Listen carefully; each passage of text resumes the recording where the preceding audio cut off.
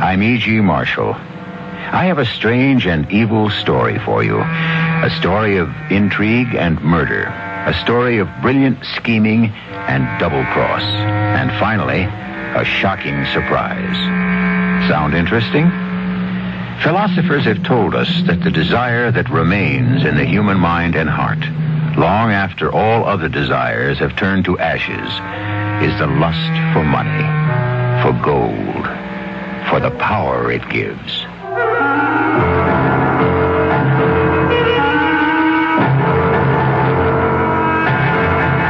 Our mystery drama, Goodbye, Benjamin Flack, was written especially for Mystery Theater by Sidney Sloan and stars Howard Da Silva.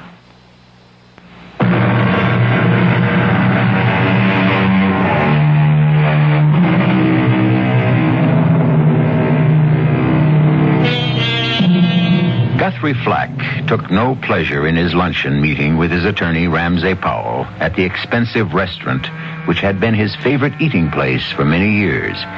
He wondered if they would still accept his signature on the check. He was stone broke, and everyone knew it. All his charge accounts had been canceled. His bank had warned him of the dire consequences of writing any more rubber checks. In short, Guthrie Flack had discovered that life was anything but pleasant. How different it had been, he thought, just a few short months before.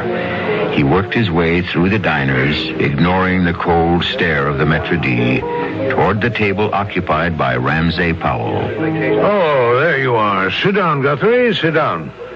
Thanks, Ramsay. I'm sorry I'm late. I thought you might not come at all. That had occurred to me. Rather unpleasant to have the welcome mat pulled out from under your feet. The look I got from the maitre d' froze the blood in my veins. Well, you do owe them quite a tab. Over 4,000, isn't it? Over 5. They carried you for a long time. When I had it, I spent a lot here. You spent a lot everywhere. I was going over your accounts this morning. The corporation, of course, is bankrupt. Have you any idea what you owe besides that? I know I can't stop you from telling me. Well, your personal indebtedness runs into a neat 6 digits. $105,074.31. That much, huh? And that doesn't include my fee. Or what your ex-wife ran up on farewell presents for herself just before she left the sinking ship. Sinking ship is right. You're the only friend I've got left. No wife, kids, relatives. Not even a dog. Dora took the poodle with her. Good thing. Couldn't even afford the dog food. Tell me what you're going to do, Guthrie. Well, my resume. I'm almost 45. I've been a big shot, a wheeler and dealer since I was 23. I made and lost $12 million. And I'm washed up. Oh, nonsense. Utter nonsense. You're still a young and clever man. You can make a comeback. How? With what? I haven't a dime. Oh, that reminds me. Now that the divorce is final, we'll have to change the beneficiary on that life insurance of yours. See, I forgot about that. $2 million, isn't it? Huh. Any cash value there? I've been paying the premium for years. Well, I checked into that for you. Let's see. I have the figures here with me. Yes. Cash value to you, $107,000 and some change. Just about bail me out of my debts. Well, it's too bad you can't collect on the policy as beneficiary. Yeah, $2 million. That'd give me the kind of stake I need to make a comeback. Well, stop dreaming. Oh, here comes the waiter to take our order.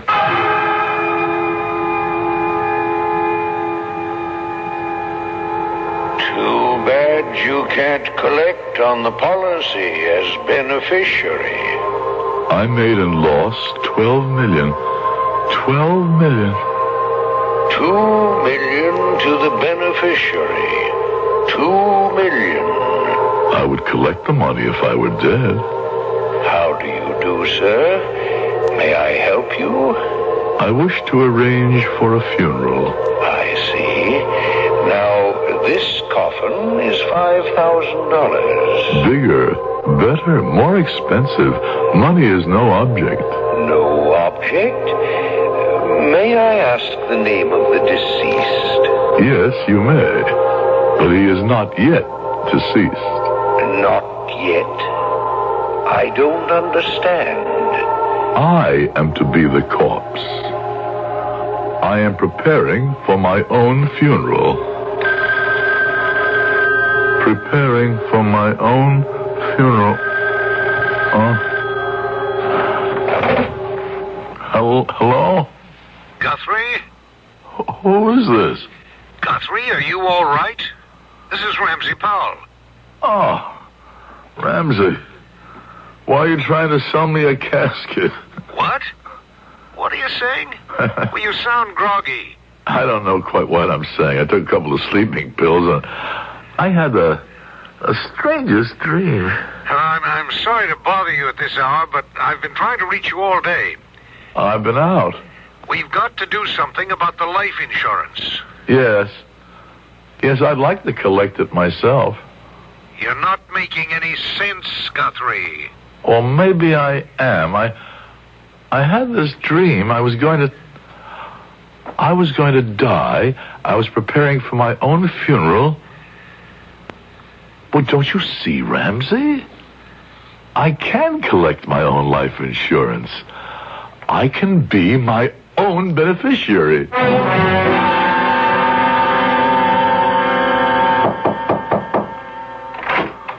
What do you want? I'm looking for a Benjamin Flack. No one here by the name. Hey, wait. Get your foot out of the door. Wait, please. You're Ben, aren't you? He ain't here. Left. Ben, I've got to speak to you. I'm your cousin. No. Your cousin Guthrie. No. The last time I heard from you was 6 years ago. You called me and asked me for money, right? You didn't give it to me. I needed it. Look, open the door. I want to talk to you. You got any money with you? Plenty, but not with me. Come in. You got something to drink, Annie? No. I'm dying for a drink. I got the shakes. I'll buy you what you want, but you got to listen first. I'll make it fast. How would you like to split $2 million? You crazy? I'm a wino, a drunk, a black sheep of the family, but I ain't a thief. If you inherited it, would you call that stealing? Who's gonna leave me that kind of cash? That's almost funny. Me inherit. Family wouldn't even admit I existed for the last 10, 15 years. I'm going to leave it to you, Ben. I have a big policy. You're going to be my heir. $2 million. You're the only relative I've got. What kind of game are you playing with me? You're a lot healthier than I am. You'll outlive me by 20 years. I don't intend to. I'm going to let them think I'm dead. You, as my heir, will collect $2 million, which we will split 50-50. You figure you're gonna disappear, play dead, and I'm gonna get the big bread, huh? That's right. Well, maybe I'm not very smart, but I know that you've got to be gone for 7 years before you are legally dead. Right. And we'd have to wait 7 years. I've got plans to take care of that long wait. Plans to shorten it considerably. But first, we're going to put you back on your feet. Get you straightened out, some decent clothing, medical attention. And, by the way, you need a dentist. What? Need a lot of work on your teeth. Yeah. Give me a lot of trouble. Well, that'll be our first step to get your teeth taken care of. You don't realize how important that is.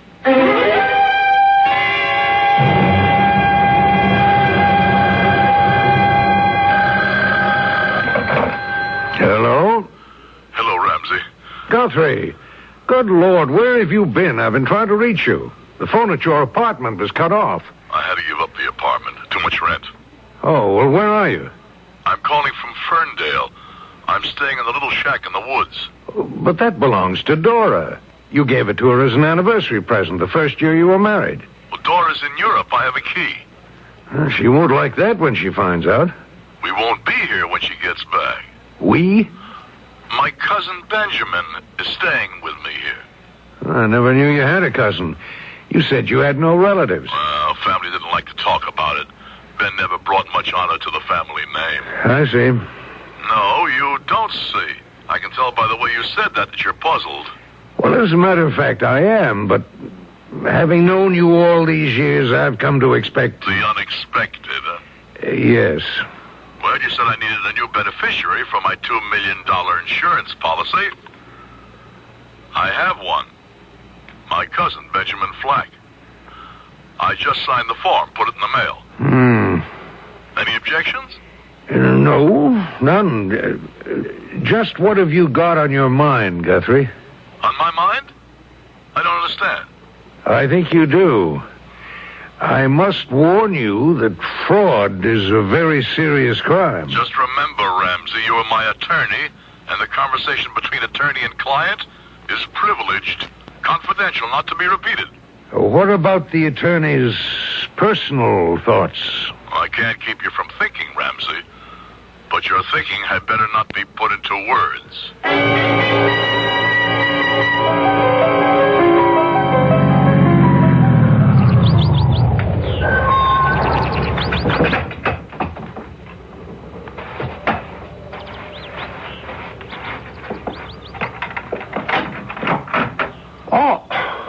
Oh, dear Cousin Guthrie. Beautiful day, isn't it? You took your time about getting back here. Well, after the dentist, I felt rotten. I thought he was going to drill right through my jaw. So after you left him, you went looking for a little liquid refreshment. Right. I even had one or two nips to brace me for the pain before I went in. I see. What else you do in town? Say, that reminds me. Why did I have to give your name to the dentist? Pretend I was you? Did you give him my name? Yeah, because you told me to. Why? Well, you see, my credit is still good out here. They don't know how broke I am. So? Well, I figured if you used my name, they wouldn't know you and ask for cash. We're a little short of cash, as you know. What about the old car? Why don't we sell that? We need cash. It isn't mine, it's Dora's. Uh-huh. Say, you want to know something? What? I just thought of it. You and me look very much alike. Look in the mirror. Come on. Stand next to me. Look. Don't we? Yeah, well, we're about the same age. Oh, 6 months. I'm almost 6 months older than you are. Yeah, I remember. Hair the same color? I've got a little more than you. No, you haven't.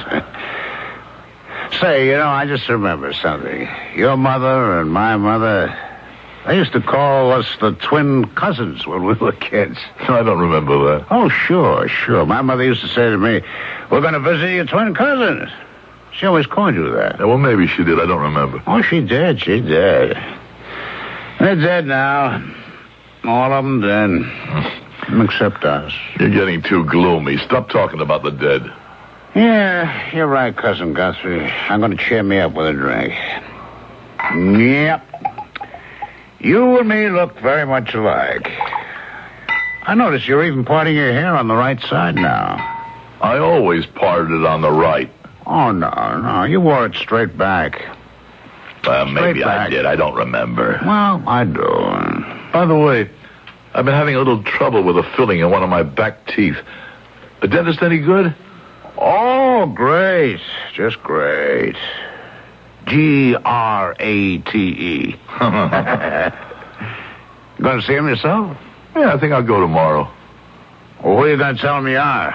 Me? Not a bad idea.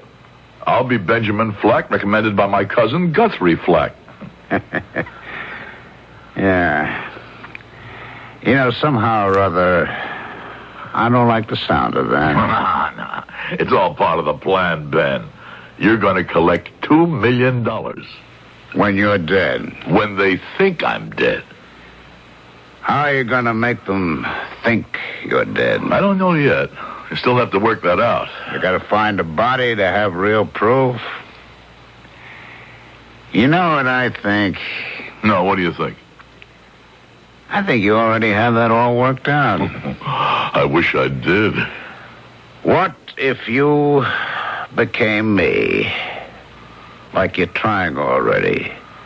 Changing the way you comb your hair? Oh, no. Don't talk nonsense. Nonsense, huh?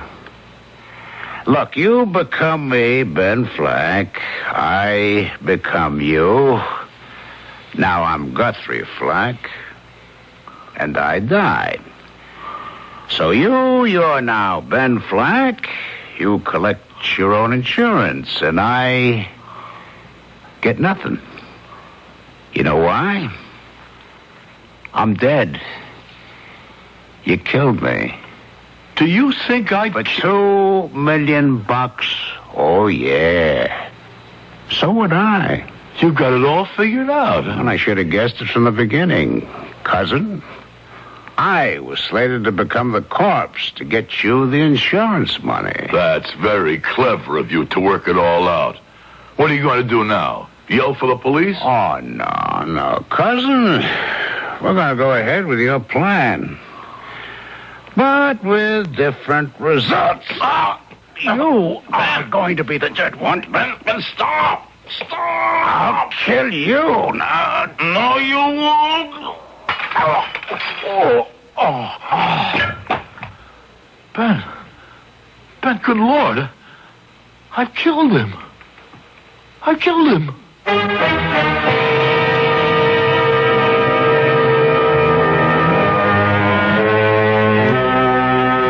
So Guthrie Flack's diabolic plan succeeded. The one item in his deliberations that had made him hesitate was now accomplished. He had to murder his cousin so he could assume his cousin's identity and collect his own insurance. But is the road ahead open and clear of all obstacles? What will Guthrie Flack discover when he tries to put his hands on his insurance money? I will return in a moment with Act 2.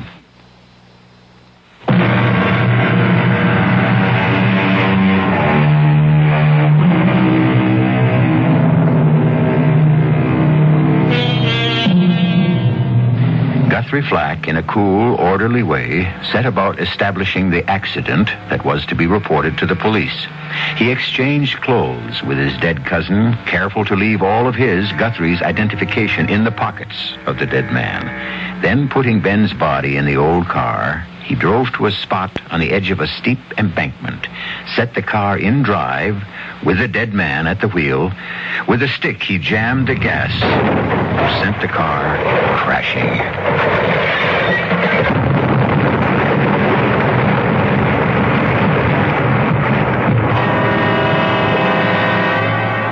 Hello, police.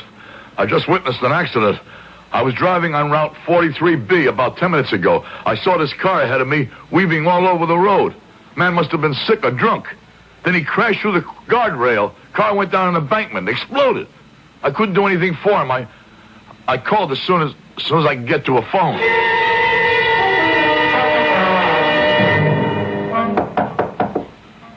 Just a minute. Police. Anything wrong, officer? Well, there's been a bad accident. A man killed. The car was traced... Killed? Burned in the crash. We were able to find some identification. Do you know a Guthrie Flack? Guthrie? He's my cousin. Your name? Benjamin Flack. I was staying with him here. I see. Well, would you mind coming with me to make identification? No. So as soon as I get my clothes on here, I've been asleep.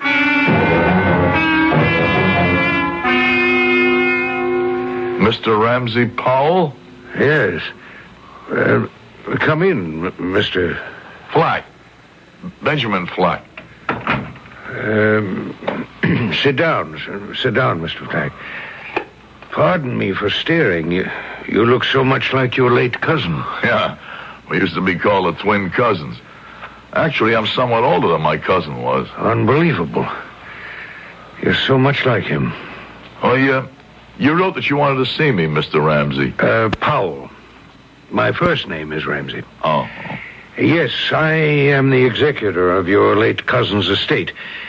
You're his only heir. Estate? I thought he was broke. That's what he told me. He said he lost everything and he owed money. Well, that is correct. His estate owes over $100,000. I sure don't want to inherit his debts. So if you don't mind, I'll be going. Well, there is an insurance policy. You are the beneficiary. Oh, how much? $2 million. $2 million? My congratulations. You're a very lucky man, Benjamin Flack.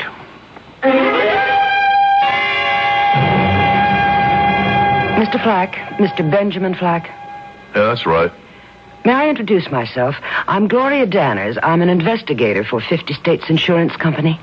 Oh, yeah. You're the young lady who called yesterday, aren't you? Yes. May I come in? Please.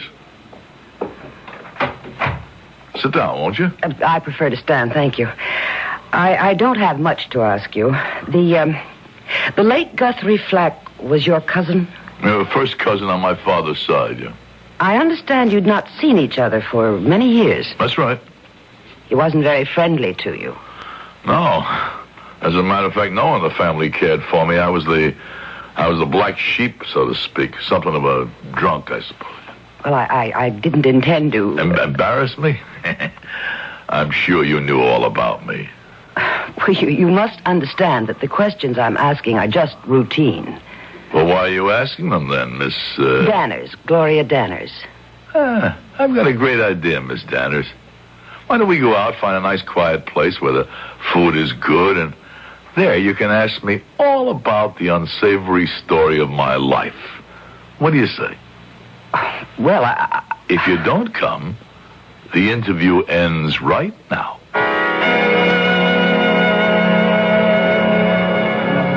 Well, now that we've ordered our dinner, I'll give you just 30 seconds to ask me the rest of your routine questions. 30 seconds?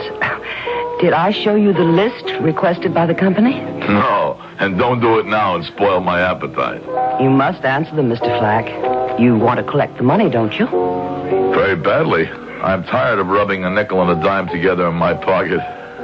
Perhaps it was a mistake taking me to a place like this. It must be very expensive. Oh, I had a little money stashed away, hidden from my creditors, I mean. Creditors? Oh, well, everyone has creditors. Especially heavy drinkers like me. I think your drinking is quite moderate, Mr. Flack. One cocktail since we've been here? Well, I've decided that since I'm going to be a very rich man, I'd stop trying to ruin my liver. Oh? Well, now that I have something to live for. The inheritance? Yeah.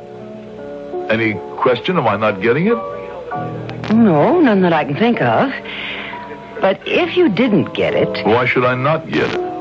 My cousin Guthrie died. I was his beneficiary, so his insurance goes to me. No, you misunderstand. I was merely asking, what would happen to you if you didn't get it? Happen? It would be the end of the world for me, Mrs. Danners. My married name isn't Danners, Mr. Flack. I took my maiden name back. Oh. Well, I've got a good idea now how we can avoid the formality of this insurance business of yours. My name is Benjamin. My friends call me Ben. According to your card, your name is Gloria. May I call you that? Of course, Ben.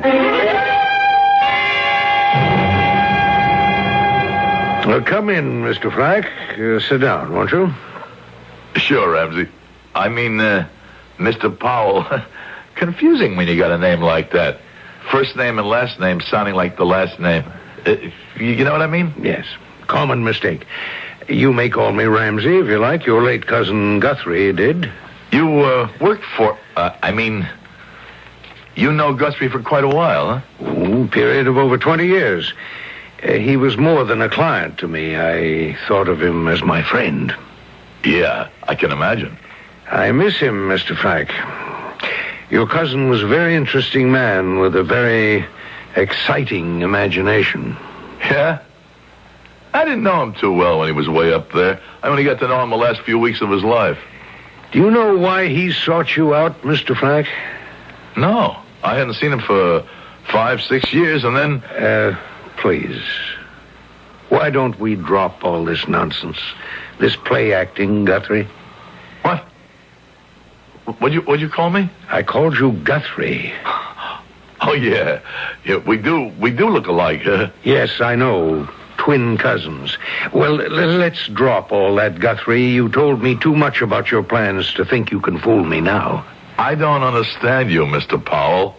I think I'll go now. Very well, if you're intent on continuing this charade. A good day, Mr. Powell. Wait. Shut that door unless you want my secretary to hear what I'm going to say. Go on. I want you to know that the insurance company is not going to be too easy to manage. $2 million is a lot of money. They're not going to hand over that kind of money without an investigation in depth. Well? They've had an autopsy performed on the body of the victim. What did they find? Not very much. When the car crashed over the embankment and burned, most identifiable characteristics of the dead man were obliterated. Then they can't prove who the dead man was. They have one solid proof. Only the man's teeth gave any clue to his identity. Don't you think that fortunate?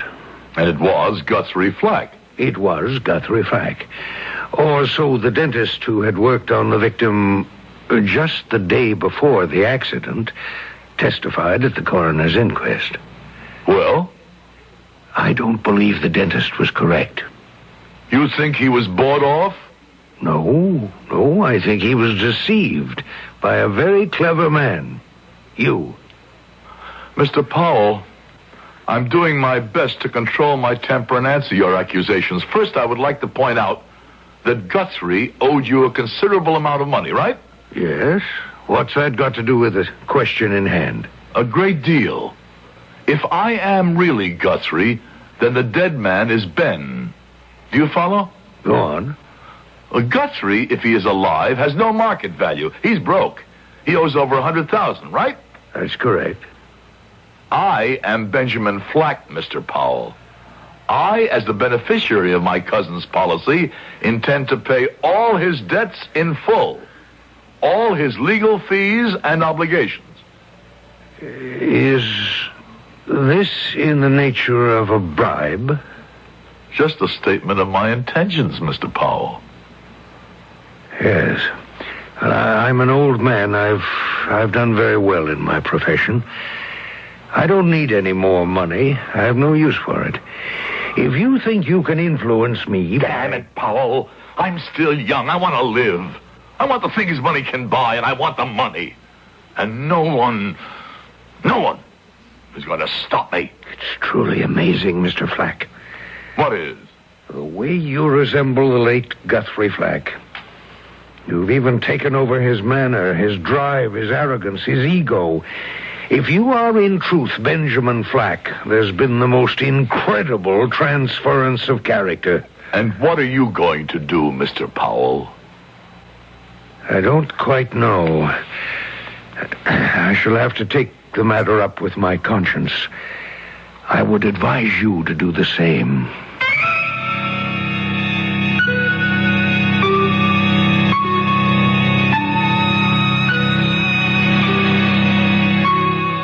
Conscience? Does a man like Guthrie Flack have a conscience? There can be no doubt in his mind that Ramsey Powell sees through the deception. What does a man in his dilemma do? Does he confess? Does he run? Be assured Guthrie will not confess, and he will not run. It isn't in his nature to surrender. I'll be back in a moment with Act 3.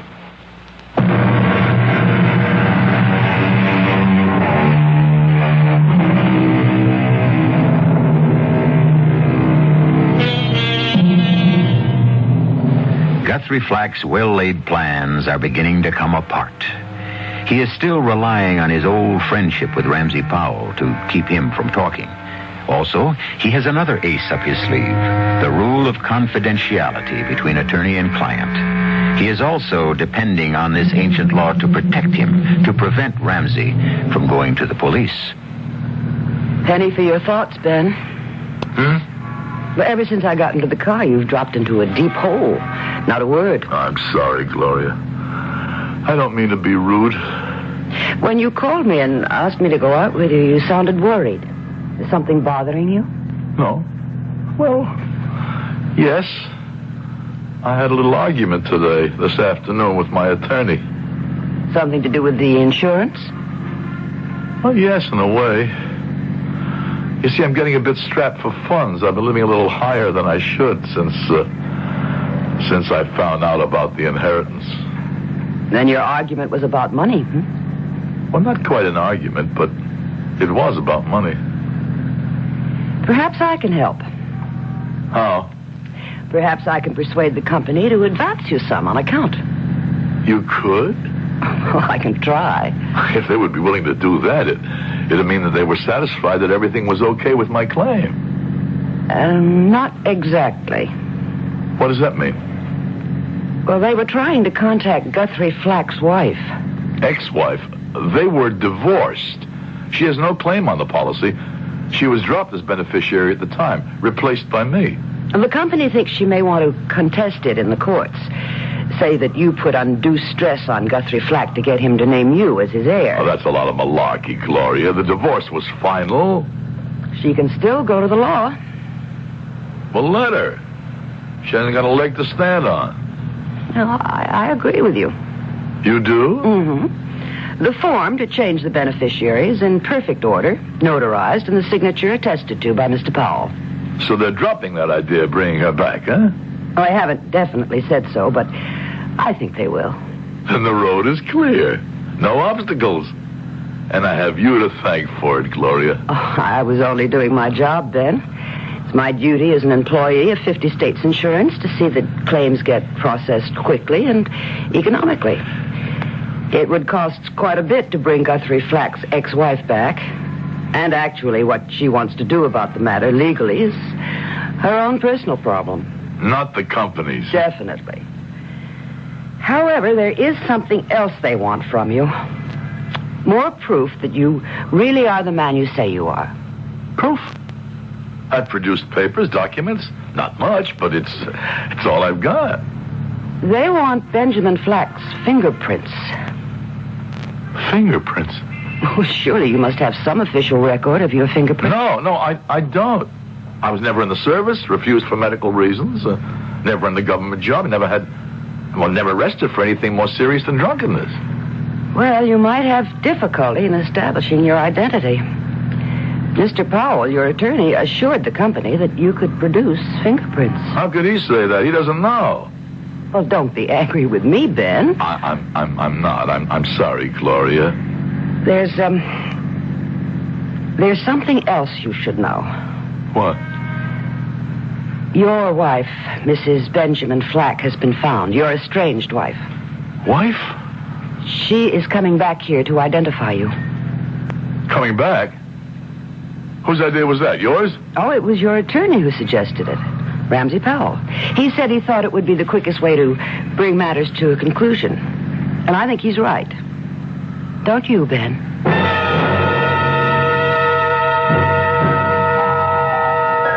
I've been on this phone trying to reach him for 2 days. When will he be back? Well, how ill is he? This is important. I'm a client of his. A serious matter has come up, and I must... Yes, I've tried him at home, but his servant or nurse or whatever tells me that he can't speak to me. Well, I'm sorry to have taken up so much of your valuable time.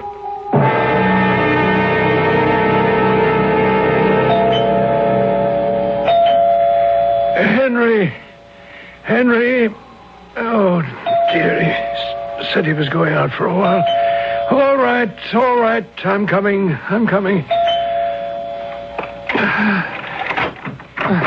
I've been trying to reach you for 2 days, Ramsey. Oh, Mr. Flack, I'm sorry, but I'm not well enough to talk to you. You damn well better make the effort. I've got to talk to you. I've been ill, quite ill, my heart.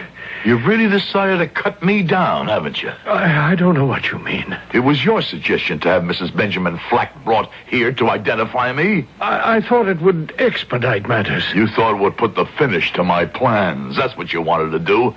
As my attorney, you couldn't accuse me. You couldn't violate the confidentiality of client and attorney. But you could get me by bringing her here to identify me. Mr. Flack, why should having your estranged wife here upset your plans? Oh, Okay, Ramsey, let's cut out the pretense. You know I'm Guthrie. You've known it all along. Yes. You know what'll happen when Ben Flack's wife sees me? Yes. What is the old expression? The jig will be up. You're going to keep that from happening. How? They've already sent for her. You're going to say that I am really Ben Flack, no matter what she says. I can't help you, Guthrie. You've committed murder. Cold-blooded, premeditated murder. And for what? For money. No, you got it wrong. It was self-defense. Well, however it happened, you committed murder. You planned to kill him. And you succeeded. If you turn away from me, Ramsey, I'm finished. What can I do? Well, if you can pray, if you have a God, pray for forgiveness. No, listen, Ramsey, please. You've got to help me. For all the years we've known each other. For all the years. But actually, Guthrie, I haven't really known you at all. Not at all. You're not the man I oh, my heart. Here, Guthrie, the pills. In the top drawer of that desk. Get them quickly. This what you mean? Yes. Give them to me. If I do... Guthrie, please. I can't bargain with you. I'm dying. Please give me the pills. Get them yourself.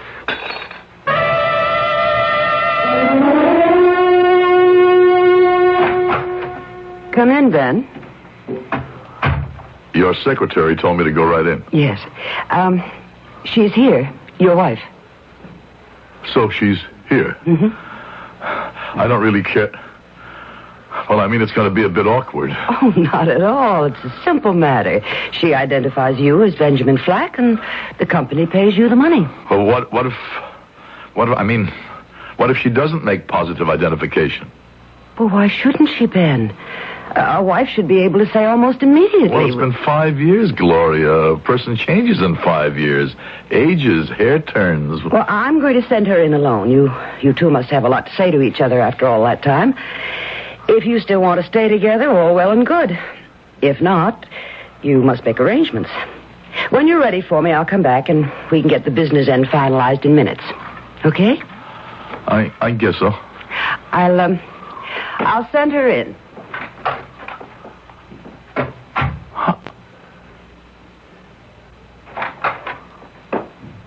Hello, Ben. Gloria, you back? What happened? Where is she? Well, she's here. Look at me, Ben. Don't you recognize me? No, you're Gloria Danners from the... What is this, a game? I didn't tell you my married name, did I? It's Mrs. Benjamin Flack. No. It's a lie, a trick. This has all been set up to trap me. You trapped yourself. You never really knew Ben's wife. And that's who I am. I'm getting out of here. I'll see my lawyer. He'll... Your lawyer is dead, Guthrie. Didn't you see the papers this morning? Okay, Gloria. You outfoxed me. You're a clever woman, very clever. But I would like to point out a few facts that I think will make sense to you. Does this concern me? It does. Let's have it. Ben is dead. You killed him. In self-defense. But what difference does that make? I couldn't prove it. Now I am Ben Flack. I have assumed his identity and will get the $2 million insurance money. You said it concerned me. Half of that is yours, Gloria. I will give you a paper assigning half to you... If you definitely identify me as Benjamin Flack. And if I say no, that you are Guthrie Flack, masquerading as my husband, whom you have murdered... Then I shall go to trial for his murder, be convicted, it's an open and shut case, and spend the rest of my life behind bars. Well? But you're too smart to do that, Gloria. Why? Because the entire $2 million will be lost to me and to you. Now, here's the deal. If you say I am Ben, if you identify me as Ben, you will get $1 million. Just a simple, direct sentence. Yes, that is my husband, Benjamin Flack, the beneficiary of the late Guthrie Flack. You have it all worked out, and quickly, too. I can see how you made all your money. And lost it, Gloria. This is my last chance to get back. And it means a life of ease, of luxury for you. $1 million for you. No deal, Guthrie. You'd throw away $1 million? Yes. Because I want it all. I won't share. But you can't get it. If you refuse me, if you intend to expose me as a fraud, a murderer, you won't get anything. Guthrie Flack will still be alive, therefore, no beneficiary. No, you are wrong. I will identify you as Ben. And you will give me all the inheritance. And do you know why? You'll turn me in if I don't. So what? It's your word against mine. No, my side is stronger. The insurance company knows I am Mrs. Benjamin Flack. That's why they hired me. To find out if you were an imposter. And what's more, I've just recorded our entire conversation, just for my own protection. Very incriminating. Recorded? So, if I use the tape, you will stand trial for murder. I shall not use the tape unless you force me to. I see. Just one more thing before I positively identify you as Ben Flack. This paper. It turns the entire inheritance over to me. Would you please sign it? Do I have a choice now? None. And now, goodbye, Benjamin Flack.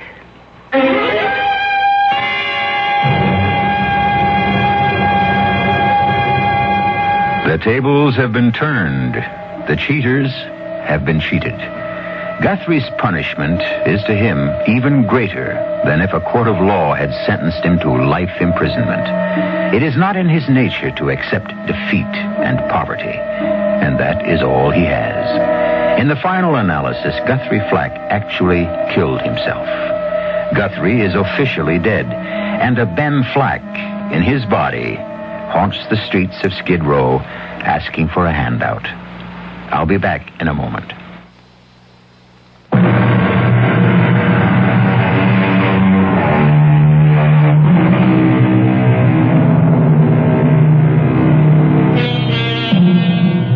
One last word about our story.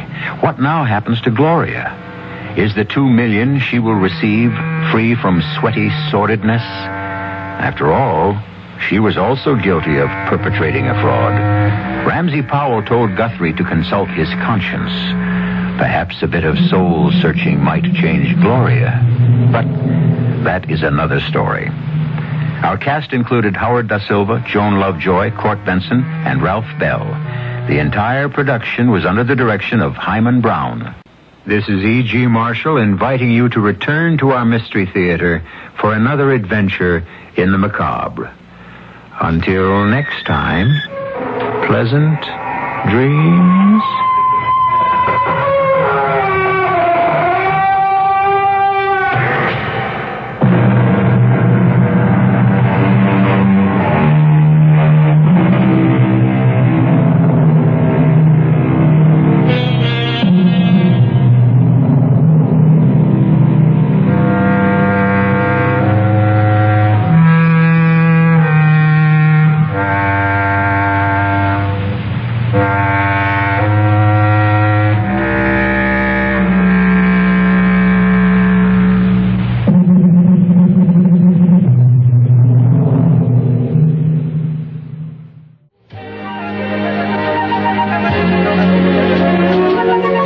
Filling the air with bright and beautiful music.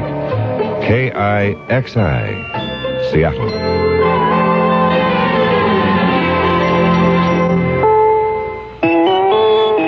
CBS News. President Ford is back in New Hampshire campaigning as that state prepares for the nation's first presidential primary of this election year on Tuesday. This is Doug Poling reporting on the CBS radio network. The president will stay in New Hampshire until Friday afternoon. The president would like a victory in that state, but the polls indicate such a victory over GOP challenger Ronald Reagan is far from certain. The president made some sharp criticism of Reagan's proposals on Thursday. Mr. Ford also took part in a so-called Citizens News Conference held in Keene, New Hampshire, One of the questions was about the wisdom of the president's controversial pardon of former President Nixon. As far as penalty is concerned, the former president obviously resigned in disgrace. That's a pretty severe penalty. 1 out of 37 presidents to have that happen to him. Number 2, as long as that situation festered, there would be continuous problems developing from the special prosecutor and so forth. The only way to get rid of the problem was to do as I did, so we could concentrate on the problems of the economy and strengthening our efforts to achieve and to maintain peace. Mr. Nixon on Friday leaves for another trip to China. The former president will board a Chinese airliner in Los Angeles for a flight to Peking. His arrival in China is scheduled to coincide exactly 4 years to the day he went to Peking in 1972 and helped reopen relations between the United States and China. The U.S. government has emphasized that this time Mr. Nixon is going as a private citizen invited by the Chinese government. Congress has upheld President Ford's veto of that $6.2 billion public works bill. The House had enough votes to override, but the Senate was 3 short.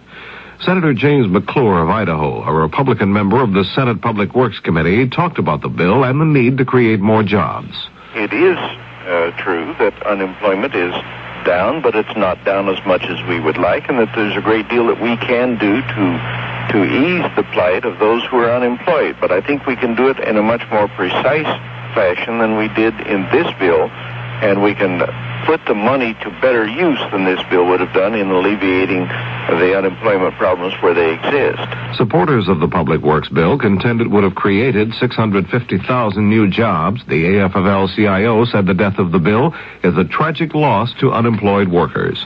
In Britain, the Labour government has announced plans for the biggest government spending cuts in English history.